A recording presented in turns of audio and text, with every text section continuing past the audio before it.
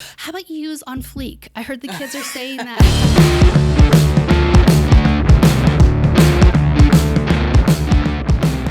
Thanks for tuning in to the latest episode of Rise, Grind, Repeat. In today's episode, we talk to Trista, who's a previous colleague of mine.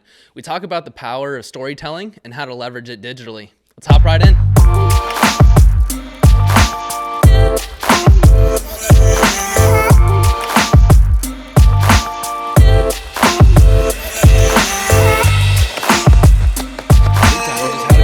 Audience, and that's the personalization and all that, because we talked a lot about that, like just at ASU, and just how to produce content to speak to these people instead of we're ASU teacher college, like how do we speak to first-time freshmen versus and all that stuff. Yeah, I think it's interesting because every organization that I've worked at, from like whether it's been like a college or like a small digital agency or anything, the best ones really start to understand and know who they are intrinsically and not guess about who they are. Like not even using the word brand, I think, because that's scary. Like people are like, oh, this is a brand. Now we have to put a framework around it. You know, you have to know who you are as an organization and what you stand for. And then you have to know who you're quote unquote selling to or talking to.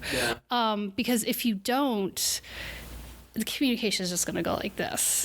And I see that all the time, you know, where when we were together at the university, I feel like we had a misunderstanding of who we were talking to.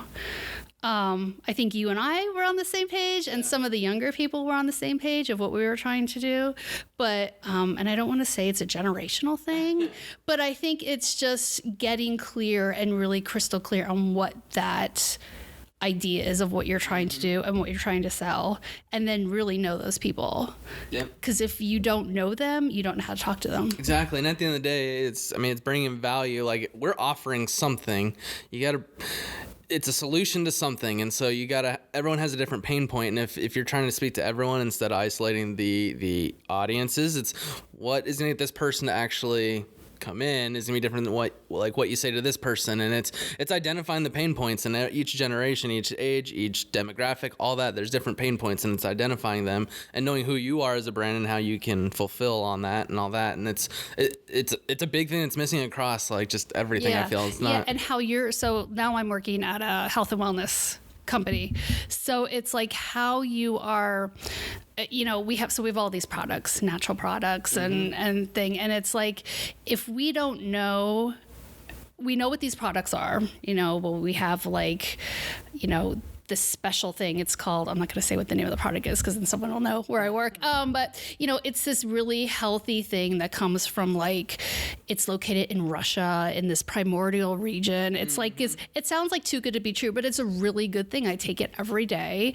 and it's full of these things called adaptogens. So it's this health and wellness kind of elixir, right? So we have this thing, and people are always, you know, I write up a description and I try to make a story, because there is a lot of story behind this one product, which is, you know, I used to drink like 5 cups of coffee in the morning, and now I don't even need one to get out the door because of this thing. Yeah. And I'm like, I don't believe in things. Like, I'm like, you know, what is this? But, you know, so I started taking this, and then, you know, people are like, so I start writing about it. And, you know, as a writer, I think writers and designers too kind of really put their heart and soul into it as a creative deliverable.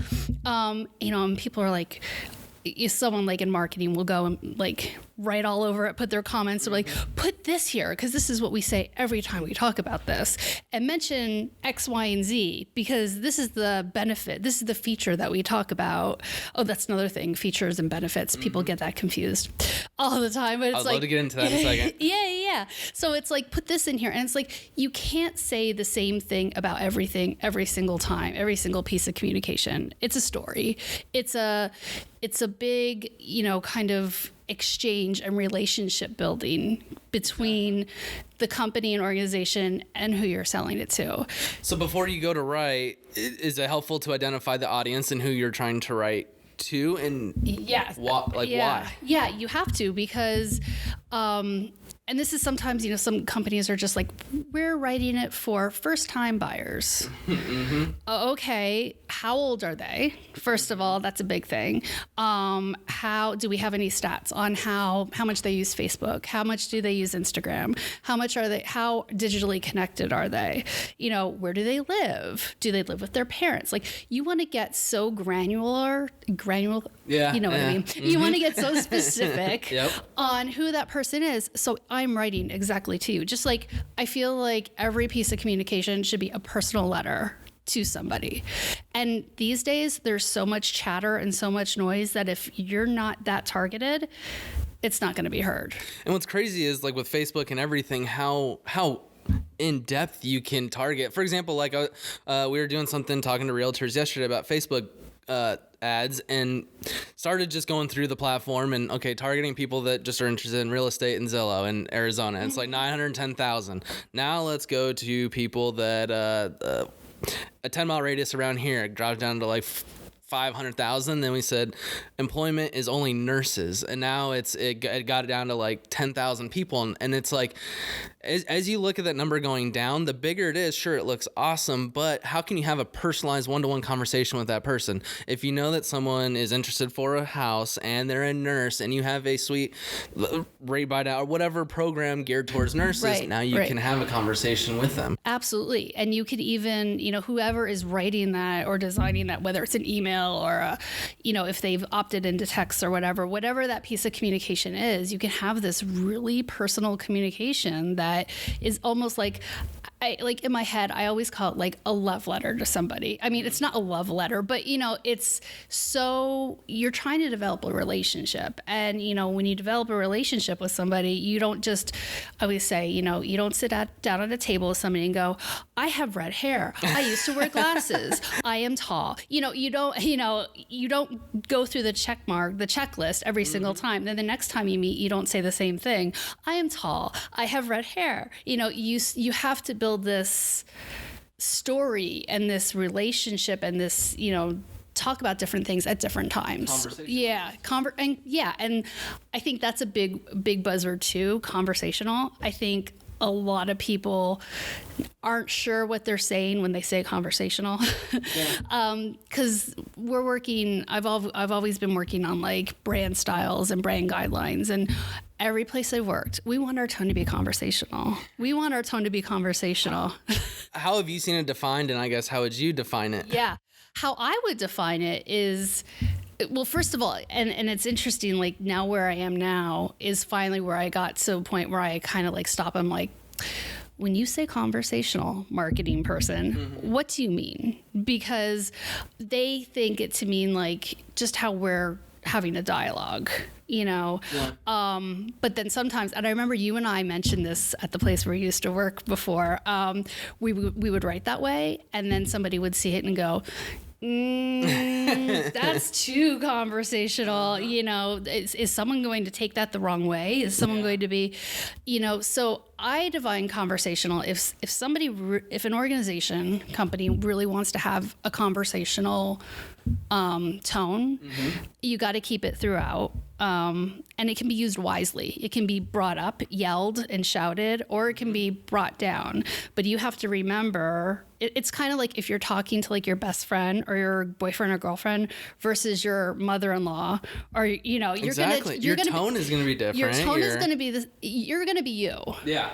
You're going to be you, but the way you dial things up or down, is going to shift. A word here or there might be different. It's not the same across the board. It's always a little bit different based off of who your audience is. And that's why you need to know who you are as an organization, what you're going to stand true to. Like, okay, if we decide we're going to go conversational and we're cranking it up all the way 11, we decided we're going to be bold here.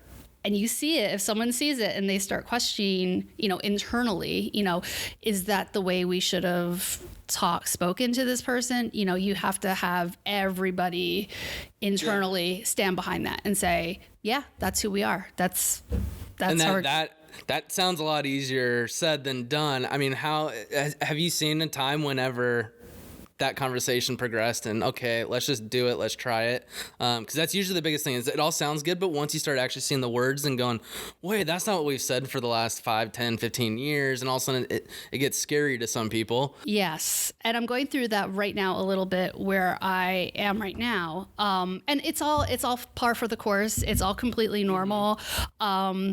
Because I think when people see it done and they see a brand, if you just Google like 10 brands that are killing it from a copywriting standpoint, you'll see all these really cool, examples, and you can show that to somebody else. They'll be like, yeah, we want to do that. We want to do that. We want to talk about silly stuff. And then, we want to, because that's how we're going to get people's attention.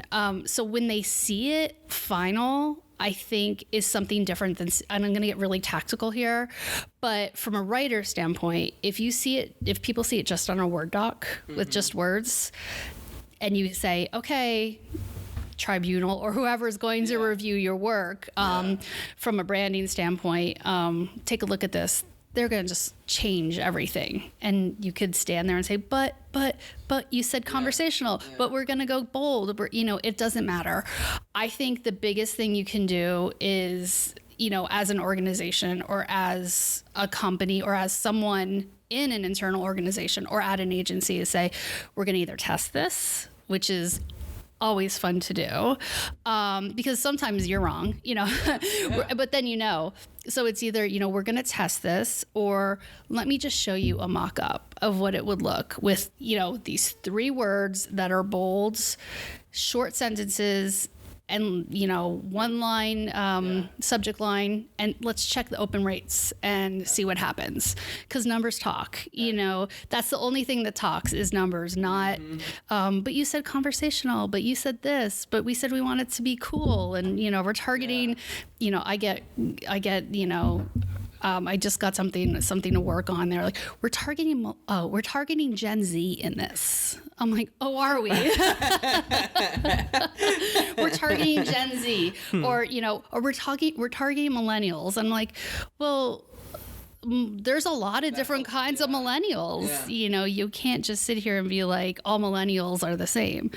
No, they're just like anybody else. Like, who are we talking to?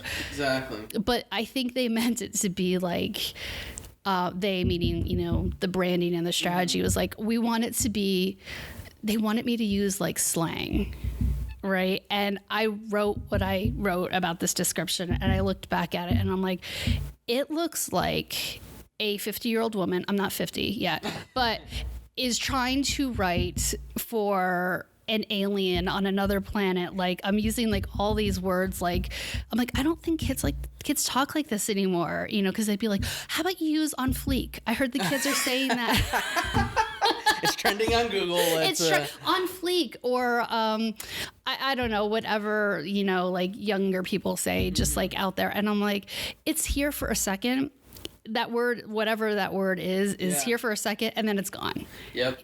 And sometimes if you are trying to sell something, they don't want to read that. They're like, I think you're trying too hard. You sound like my mom trying to talk to me, So is there a better approach in maybe finding a copywriter that's more in line with that demographic, or how do you go about that approach to taking yourself out of your audience and putting yourself into a completely different audience? Yeah, I think it's about, first of all, it's really helpful to work in a company or have peers within your community or somewhere where you can bounce things off of, whether that's, diversity from, if you're working, for people who are in the African American community or Latinos or, or just women or younger people, you need to have people to bounce that off of. If you are just working in an organization and it's full of white people, who have all had the same experience growing up and are all maybe 30, 40, it's going to sound insincere and authentic. So I think you need to have that sounding board, or you're just sitting in an echo chamber. So it is good to kind of take a second and maybe, okay, we're talking to millennials. Are they female? Are they male? What do they want? Can we go maybe an authentic route? Because instead of, using slang, it's it's more of the spirit of what a millennial wants, which I think is authenticity. Kind of the whole no bullshit. Can I curse? Yeah. Okay. The whole no bullshit. You know, it's like we have this product. We think it's going to be great for you. Try it. We stand behind it. Money back guarantee. Contact us with any questions. I think anything like that, just straightforward, will speak more than saying like, our product is on fleek. Like that's not going to work. Yeah. It sounds so insincere. And I think, yes, having, diversity in your organization and company, whether that person's in the marketing department or not, going to somebody and saying, can you read this? Would you buy this? And I think having those kind of people to bounce things off of is really helpful.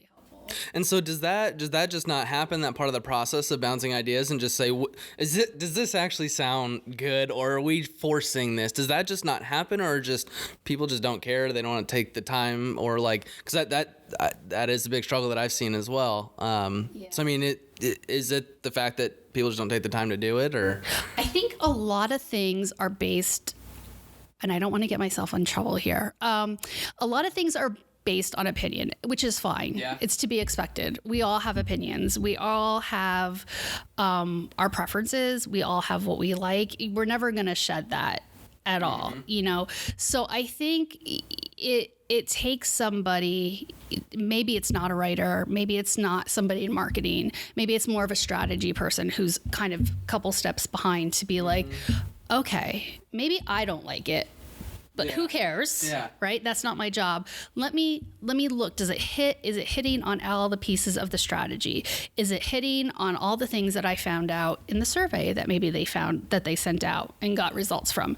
And if it's hitting on that, I think companies and organizations need to trust their creative folks, because that's what you hired them to do, And if it fails, again, I'm really of the mind we're living in a digital age. Fail fast, move on.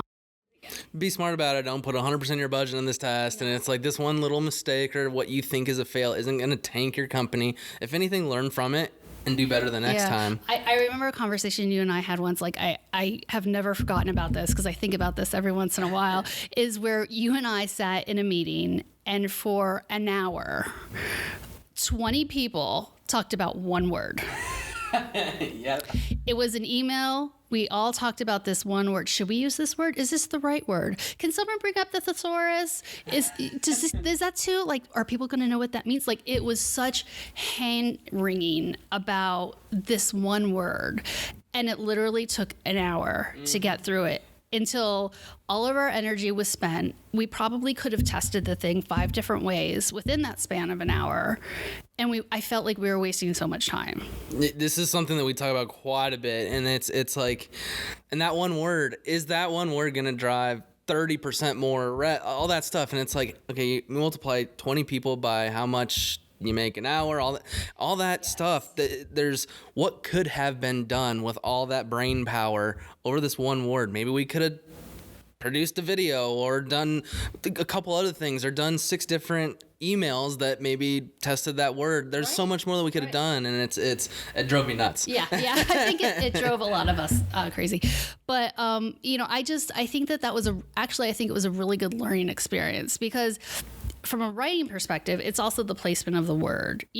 Maybe it was an important word. Maybe it was something that did mean something to people, and maybe it wasn't the right word, and maybe we should have tinkered with it, but it was buried. Like, first of all, I think it was an email like 3 paragraphs long. Probably shouldn't do that. But it was buried like in the middle paragraph, on line 3, where someone's probably not even going to see it. Yeah. So how about, if that's such an important word, I think we could flip the conversation and say, you know what? We're all worried about this word. There seems to be some consternation about this word. Should this word or something like this word be in a headline and be da da da da da da? That's true, because if it's that important that it's drawing this much time to think about, why is it buried down here? And like maybe we're even having the wrong conversation. We're having the wrong conversation. Yeah, maybe it's not even the word. Yeah, and I think that's that takes somebody, I think that takes somebody to like stand up, and it is hard, when you're having these conversations, and some people are intimidated, some people aren't. I work with some really, really young folks who are just not afraid to say anything. And I'm like, who are you? But then I'm like, good. Yeah. Because I think we should always be questioning things like that, because that's what leads to more ideas. I agree. That you said was don't get in trouble, but the opinion. And that's because I am so data driven. I try and stay emotionless as possible when it comes to testing and all that, because it's like, I don't, what I think could be completely wrong. All that matters and what I'm tasked to do is do more, drive more leads, sell, whatever it is from my job. And it's like, even if I had the best idea, I'm not going to push it just because it was my idea. And literally, like at lunch today, it came to realization again, because working with another client, and it's just some of the stuff that we're going over. It's like, how is this such like not a no duh, why aren't we going forward with it? But one thing you brought up is you also have to think like people that higher up in companies, stuff like that, if they come up with a decision, whether it's right or wrong, it's their decision, and they're gonna push it. And that's what frustrates me, is like I don't know, like, yeah, I know it is a really interesting phenomenon that happens when you're working not for yourself, when you're working in a company or as a creative, as an internal agency. I think it probably happens when you're working in an agency, as being hired by another company, but you can at least say like, there's that, I think, cachet, like I'm paying for this more, so it must be better if I'm paying an agency, but for internal agency, but I guess, it happens to you too. So I guess it happens, everybody has an opinion. Yeah. So I think it's just, I think everybody has to be on the same page. Like, okay, maybe if I'm a marketing person and I'm working on strategy and I'm working on like, how does this product fit into our product line? And I know the benefits, I know the features, which are two different things, but I'm going to rely on my creative team to execute it. I think that is a shift that is probably very difficult for a lot of people. I mean, especially if you're in a company or organization or university or whatever that may be, that's like, this is how we've always done it. And we've always seen success because this is how we've done it. Yeah. We've always talked this way. We've always had conversations like this with people, and we have had success. And it's scary, It's scary because look at Fujifilm, look at JCPenney's, look at Sears. It's always worked, but look at where, you know what I mean? Yep. But I think it's the only difference I think we have now is we have digital, things at our fingertips where we can say, let's test it. Let's just take a second. Let's just test this. Let's take this creative versus this creative. And we'll test your opinion. Maybe your opinion, maybe you're right because you're the CEO and you've gotten somewhere because of a reason, obviously, and maybe and we're totally off. It's very, very possible. I don't like to say that, but yes, of course, it's but it's like it takes. I always look at Apple, and I think everybody looks at Apple as kind of like the company and organization that kind of thought everything, that kind of, flipped everything on its head, and wanted to look at everything differently, So I think it just takes that voice to be like, you know what, maybe we should listen to this writer over here who's in the corner. I'm thinking for like writers coming up, maybe they do have something here as far as how we speak to people in an email journey. Let's try something different. Or does it have to be an email journey? Are people even opening emails anymore? So I think it does take someone to kind of stand up and say, let's try something different. And where I was going with that was, we now have so many abilities to test, and, it's so cheap to run a Facebook ad. You showed me that, and to kind of see what happens when you do that. And that's why I loved where you're going with that, is we could sit here and talk about it more, but I mean, all that time we could just say, hey, you know what, let's do a 50-50 test. Let's run it, let the data say, and then that lets us know moving forward. Yeah. Now it's like, hey, now if you had to cut like a half hour out of everyone's time, 10 people, it's like you have an extra 10 hours this month. Now that you cut out, now we're testing, we're finding efficiencies better. Now what more could we do if collectively we had an extra 10 hours as a company and all that? And you start doing that meeting by meeting by meeting, and all of a sudden it's like, whoa, we got an extra 200 hours. Let's do more videos. Let's do let's do something different. Exactly. Let's take a problem that we all know exists and let's deconstruct it together, because so many companies are trying to do the thing that Google does, where they're like, you have X amount of time to solve whatever problem you want to solve, and then, at the end of whenever they choose, you can pitch it. You can pitch the idea and see what happens. I think that's where Google Doodle came from, I never heard of that, Google Doodle? I think, on the homepage where they have like, if it's Marie Carey's birthday, they have like some kind of cool little, I think that came out of that. Also Google Sheets, came from out of that. Like someone was just like, what if we had an idea, so they had all this free time to just exactly innovate. That's what it is. And that was a word that kept coming up, innovate. And it's fun. It's crazy how just small little changes where just trust the team. Like if anything, that's my thing is it's like, if you're constantly pushing against the team, it's almost like, well, did you do a good job at hiring the team that, you know what I mean? It's like to if you have that trust, you're going to build that trust in the team. But also, I would rather no, I'm glad I did a good job hiring a team to identify that I'm wrong and that they were right. Like, absolutely. That's better than me saying, no, I was right, you guys were wrong. Then it's like, well, then I did a bad job hiring. Right? Yeah, you know what I mean? It's really interesting. I've managed creative teams for probably about 12 years now, and something that I feel like maybe I just do it instinctively is everybody thinks so differently from each other. Like, I'm not in your brain. You're not in my brain. Yeah. We could have same opinions. We could have we could hold the same beliefs and ideals, but the way you experience that is so different than anybody else. And I really think, when you're communicating to like masses, like, why not get as many opinions as possible from your creative team? Because you've hired those people to do that. Do the work, do the strategy, do the, positioning, and tell me what, why are we selling this? How does it help the people we're selling this to? What benefit is it? What does it have that people are going to be excited about? That's a feature. That's a benefit. But, tell me that, and then I will, the team will come up with 20 different ways for you to sell this. But it doesn't happen that way. And I think the best brands that do it are the ones that are I think this is why startups are so popular, because they're, lean and there's 5 people and there's no ego because, what do you have to lose? Yeah. You're working out of a coffee shop.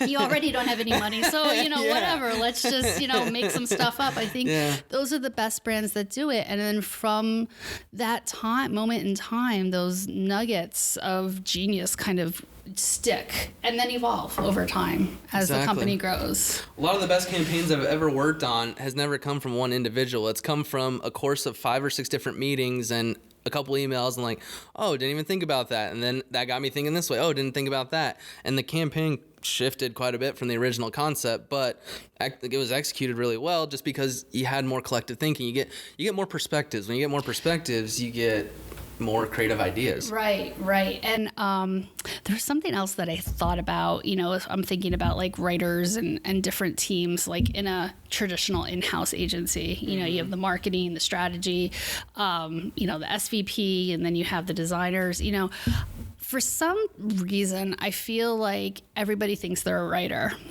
which is really interesting. And I think it happens in teaching as well. Everybody thinks they can be a teacher, that's, so I kind of compare the two, and maybe it's not a fair comparison, but I'm like, everybody thinks they can be a writer because They can, know the English language and they can write on a piece of paper.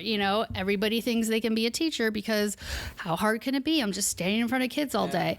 And just as there's nuances in teaching and education and, how you control your classroom and how you are addressing everyone's needs. It's the same thing in copywriting. And, I compare a lot of this to when there's designers. Well, people go, I couldn't be a designer. I don't know how to do Photoshop. I don't know how, that's all a mystery. I don't know how to buy ads. That's, same thing, but everybody thinks they can write. And I think, I've been dealing with that in my whole professional life, and I don't know how to overcome that. That's a huge aha, only because it's like a painting. Everyone can tell if that thing looks ugly, but you can put a few words down, and anyone can say that. Like, there isn't anything that says, hey, this looks ugly, unless it's just horrible grammar and all that, but it's easier just to put words together. Like, anyone can do that, where if you don't know how to work Facebook ads, you literally can't get in to do it. Like, anyone can get a piece of paper and write. And so that it is, I can see exactly where you're going. And that does make it difficult because now it's 100% opinion based. I mean, yes, yeah, exactly. And it's kind of like, I think about Jackson Pollock a lot, the painter, he started this whole abstract movement of just the dots, the like basically throwing the paint, right? And people are like, I could do that. But I mean, Jackson Pollock is Jackson Pollock for a reason. He was one of the first people who did it. There was reasoning behind it. There was thought behind it. There was motivation behind it. And I think the same goes for copywriting. Writers don't sit there and just go, here's a bunch of words, go sell it, feature benefit, there's an art to it and a science of how you place the words, why you're placing the words, which words you're choosing. And it's a lot of psychological. It's a lot of and so I mean, it's a lot of time that goes into putting those words down, and then the marketing manager, whatever, come by so quickly. This is horrible. But then, I think, the good thing is, when you come to the table and there are a bunch of changes, where are these coming from? Where did I miss? Yeah. Where did I miss the mark? We were all in the same kickoff meeting, what happened? And I think that happens a lot. But it takes time to do that. It takes time to have those conversations about tell me what I'm missing, and then we'll go back to the drawing board and, figure it out. But yeah, it's, it comes down to we rather spend an hour around a table talking about one word. Yeah, exactly. Well, I mean, it's like us, the Facebook ads, this stuff is easy because it's like you have this had a 10% conversion rate, this had a 1%. Everyone could tell this is a winner, where it's like you have a couple sentences and some people could say that one sounds better, that one sounds better. There's a clear winner and loser in what we're doing, and that makes it a lot easier to have that conversation. And I don't understand why it's so difficult to have that why. Instead of just why did you cross that out? It helps just get that different perspective again. And it's people, I feel, just don't respect the process enough. Yeah, respecting the process, that's a big thing. I think, if you're working in an internal agency in a company, there has to be this underlining kind of agreement that we're going to respect not just each other. I mean, I think everybody is yes, of course I respect my coworkers. Yes, I respect, but the process, and it is a process very much when you're trying to get to that final deliverable of what that thing is, and respecting the process that somebody goes through, as a writer or a designer, what's happening, and it takes time. Yeah, it takes time. One thing you've mentioned a couple of times, benefits and features. This is something that I think, there's a lot of opportunity because people are selling features and not benefits, and it should be the other way, because that's the problem that you're solving is what you should be selling, not what it is to solve the problem, because people don't get the aha moment. But would love for you to explain what the difference is between the two. Yeah. Great question. So a feature is, for this plant right here, this plant is green. It is, I think it's fake. It's fake. It's fake. That is a feature. It is prickly. It's pointy. There's 2 of them. It's in a black vase. Oh, I'm sorry. There's 3. Look at that. Another feature. The benefit is, it is fake. Therefore, the benefit is you don't have to water it. It's pretty. It just sits here and you will not have to take care of it. So just that one little thing to sell something like this is like, are you looking for something to sit on your desk and you kill plants all the time? Are lifelike, yet plastic, again, with that authenticity, centerpieces will, give you what you need because you don't have to pay attention to them. Yeah. So I think it gets convoluted and confused, but it's just, what does the thing look like? That's the feature. The benefit is what does it do for you? Exactly. How does it help your life? And you just said it perfectly. This is a fake plant, and that's what most people are selling. It's like, hey, we sell fake plants, instead of what you mentioned is it saves time.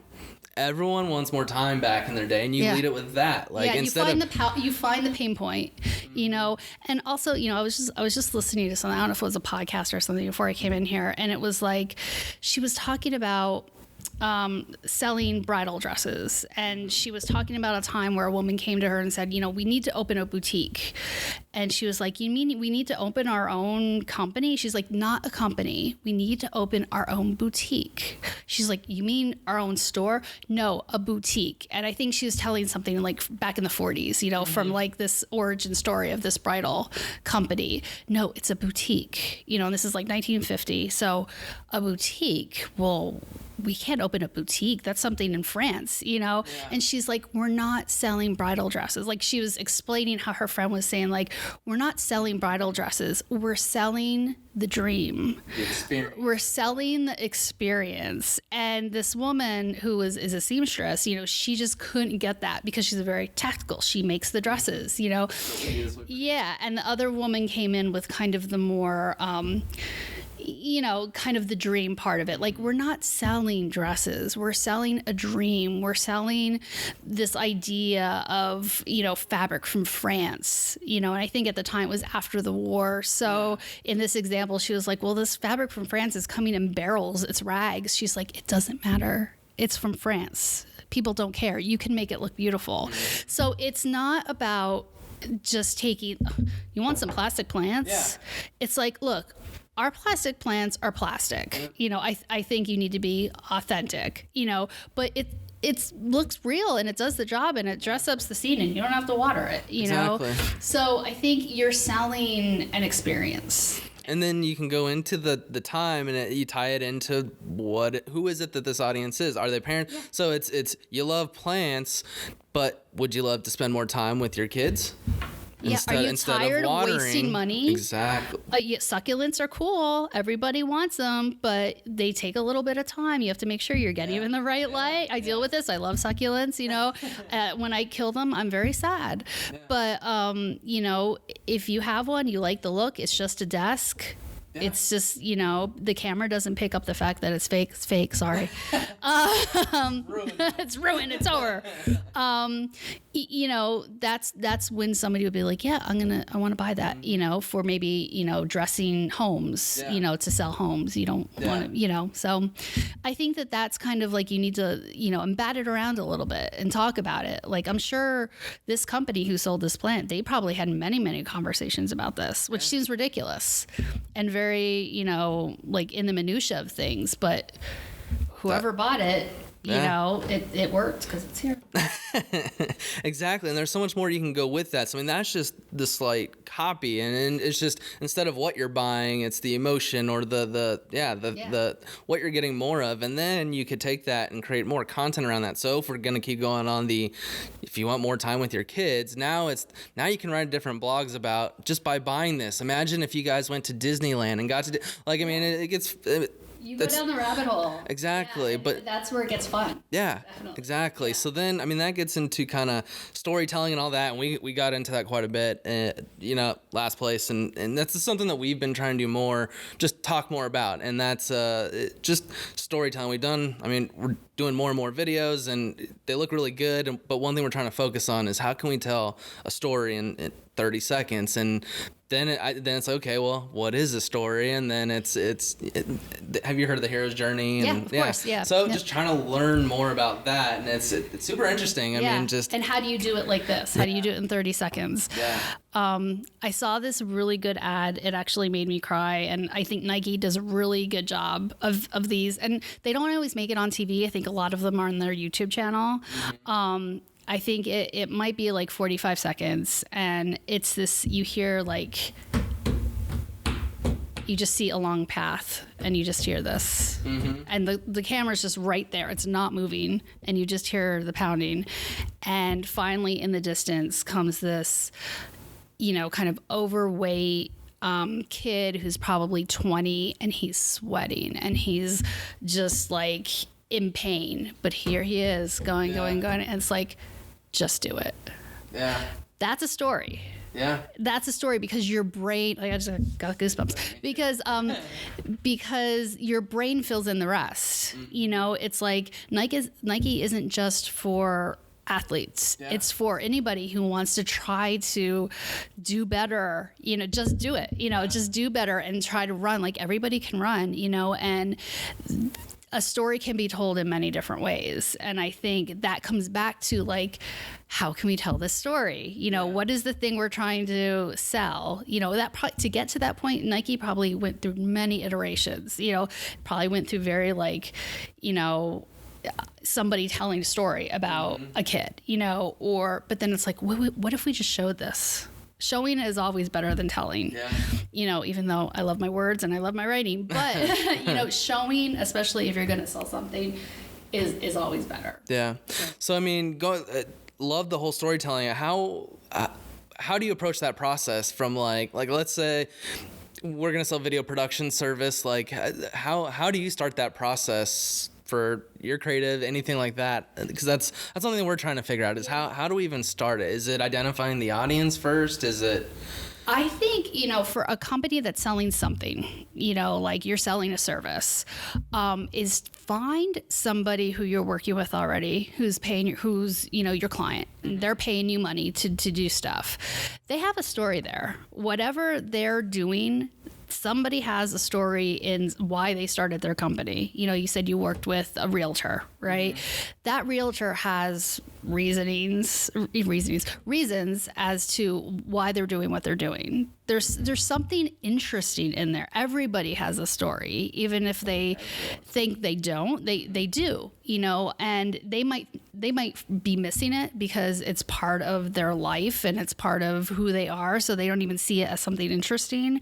But I think it could start with as easy as talking to your current clients and say, why did you get into this business?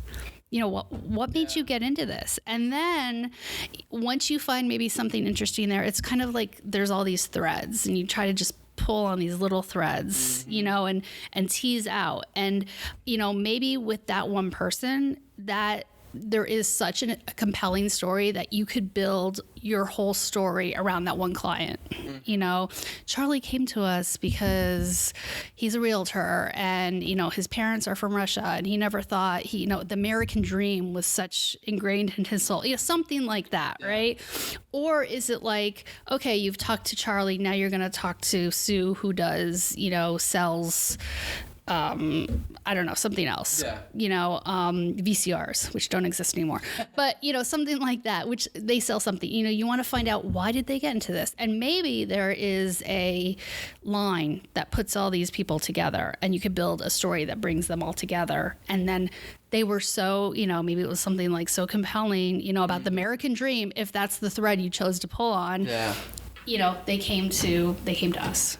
And I think that's why I'm so big on the podcasting thing, and why we want to offer it as a service. And it's kind of, we've been trying to figure out who we are as a brand. And it's like 6 months ago, if anyone came up to us and like, who are you? What do you guys do? It'd be like, oh, well, we do digital marketing, email, da-da-da-da-da-da. We'd list all the things we do. Right. And then, just like I said, recently, we've just been hitting more on the storytelling, the building story, because everyone loves stories. That's how everything is passed generation to generation.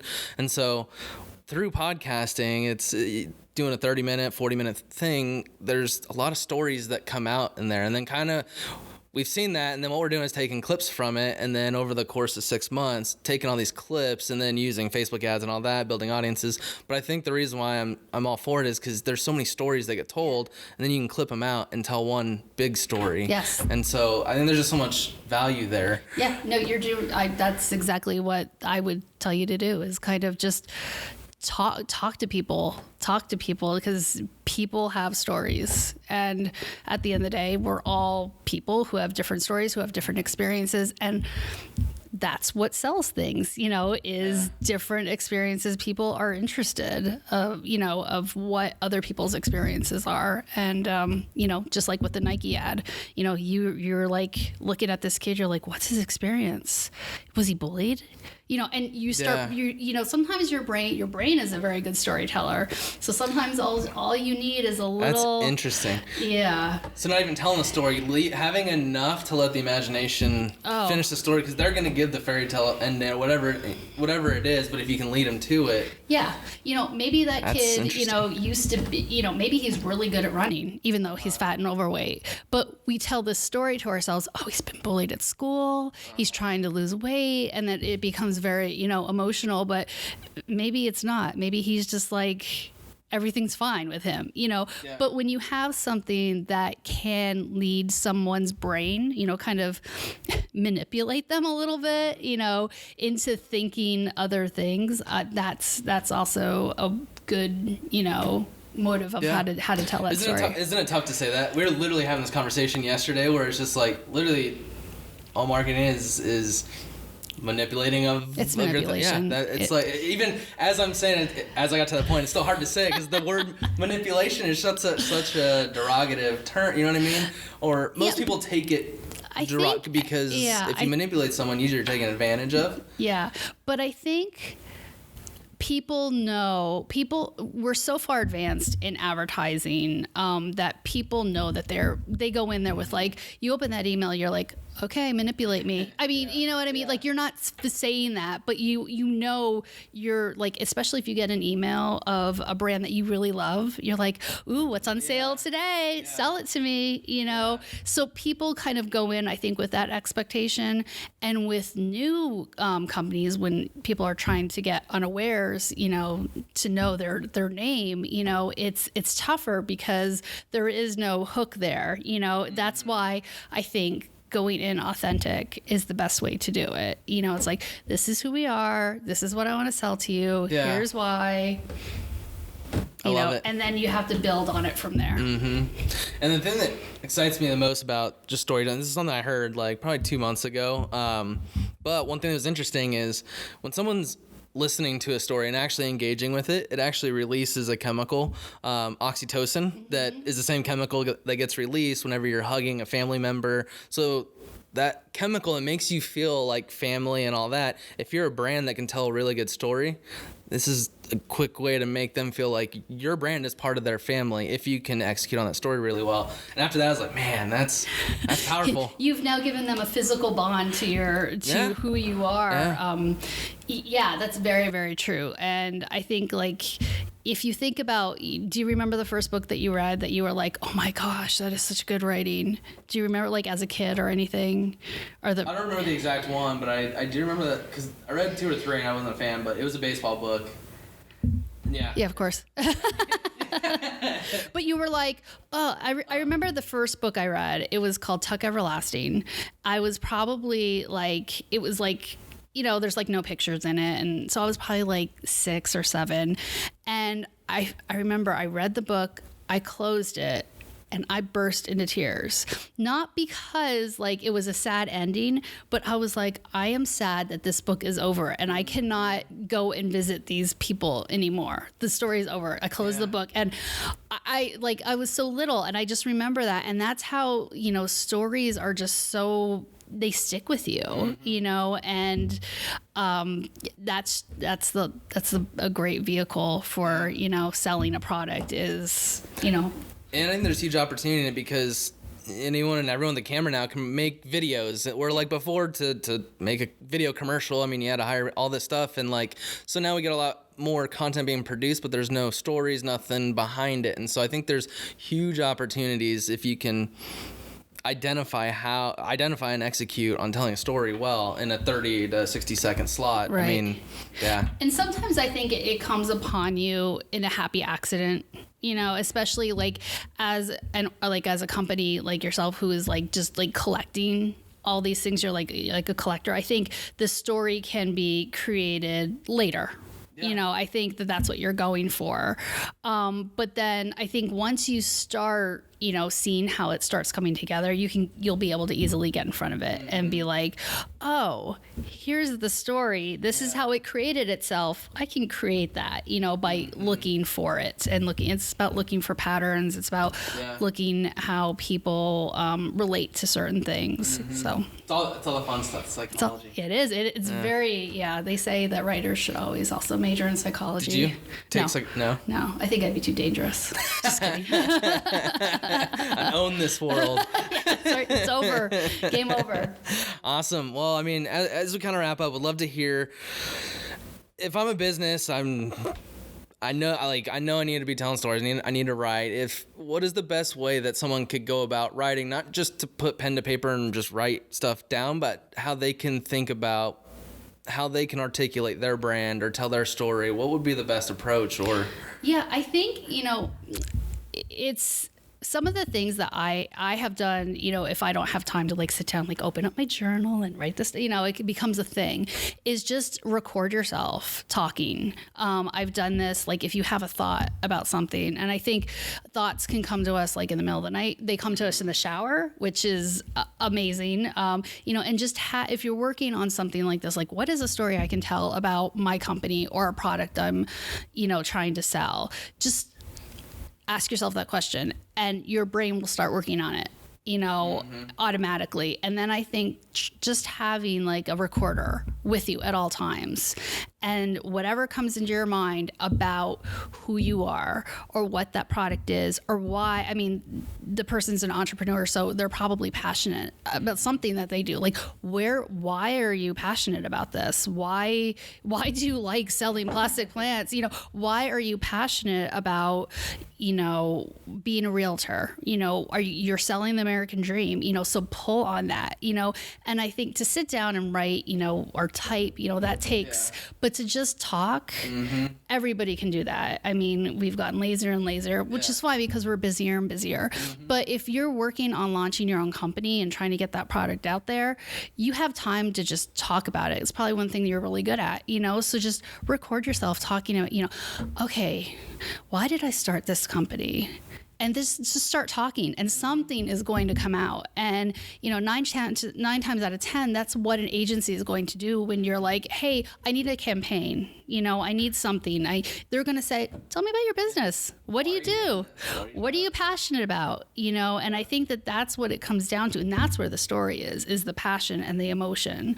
You know, why are you risking everything to sell X, Y, and Z? You know, and I think that person who's selling X, Y, and Z will have a reason that probably no one else can think of, because it's so personal and so ingrained in them. And just to kind of, they may not know it, but if they keep talking, they will pull it out. And especially as they do it more and people hear it and it resonates with people, and then it'll come out more. And that would be a good exercise, because that'll help you quickly identify, once you get to that 9th or 10th why, who your audience is, like what your true like what you're trying to solve for the world. And then that just can help everything, and how you can, once you know who you're talking to, how to communicate and all that stuff. Right, exactly. Yeah, it comes down to, you know, the passion, selling, you know, the whole idea of what you're of the passion behind that, and getting somebody to kind of go, here's $50. Give me your fake money. Take my money. Take my money. Just take it. Yeah. I love it. I appreciate it so much. I mean, this was helpful for us, because I mean, there's a lot that you answered for me. That's going to help us quite a bit, because I said just this storytelling is so just writing and just basically communication.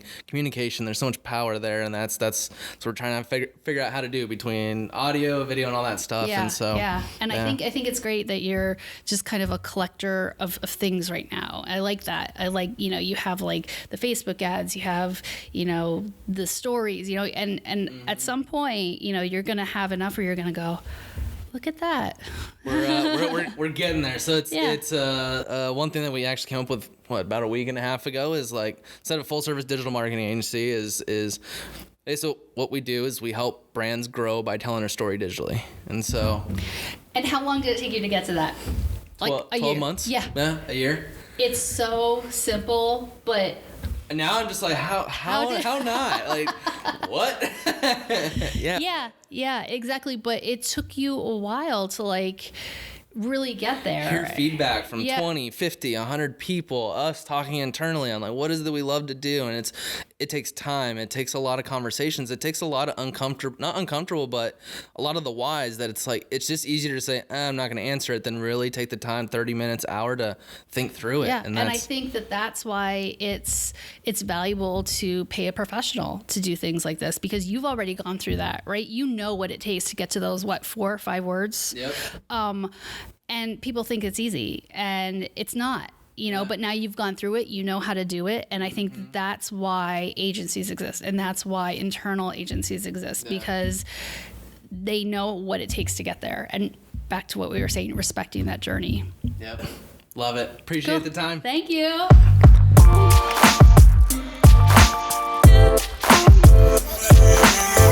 Thanks so much for tuning in to the very end. I love data a lot, and the data shows that only 10% of the people listening are actually subscribed. If you love the content that we're producing and want to help us grow, please subscribe. Please.